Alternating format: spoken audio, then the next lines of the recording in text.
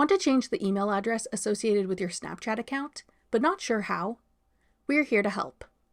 I'm Jessica, and in this video, I'll show you how to change your email address on Snapchat. Now let's get started.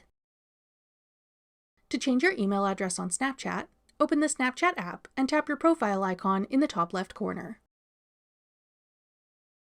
Then tap the settings icon in the top right corner. Select Email.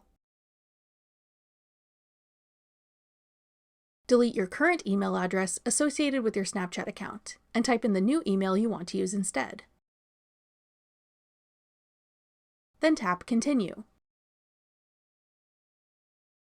Confirm that you own the email account you want to add. You'll then be sent an email for verification. Open the email in your inbox and tap Confirm Email to verify. You'll then see a page that says your email address has been verified. After that, your email will be updated on your Snapchat account in the app.